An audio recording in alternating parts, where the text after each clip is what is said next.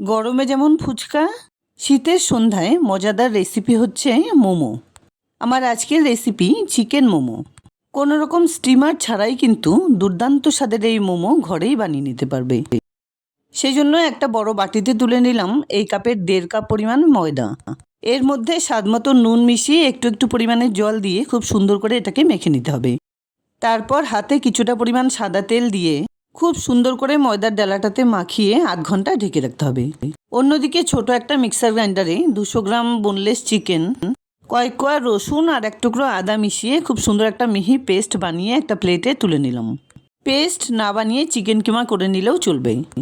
এবার এর মধ্যে দিয়ে দিলাম স্বাদমতো নুন, কিছুটা পরিমাণে গোলমরিচ গুঁড়ো, মিডিয়াম সাইজের মিহি করে কুচোনো একটা পেঁয়াজ কুচি, 4-5টা লঙ্কা কুচি, সঙ্গে একটু ধনেপাতা কুচি আর সাদা তেল দিয়ে কিছুক্ষণ মেখে নেবার পর 1 চামচ পরিমাণ সয়া সস দিয়ে দিলাম।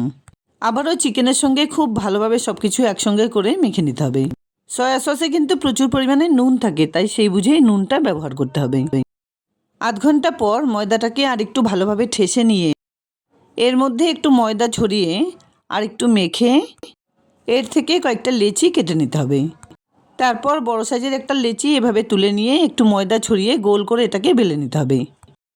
মোমোর লেচি একটু পাতলা হলেই কিন্তু মোমো খেতে বেশি ভালো লাগে, তাই যতটা সম্ভব পাতলা করে বেলে নেবার পর এরকম ধারযুক্ত কোনো বাটি বা গ্লাস দিয়ে ছোট ছোট লেচি কেটে নিতে হবে।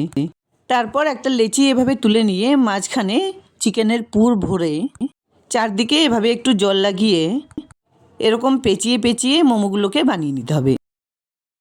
সমস্ত মোমোগুলো বানিয়ে নেবার পর এরকম ছোট ছিদ্রযুক্ত থালা কিন্তু প্রত্যেকের ঘরেই একটা দুটো থাকে।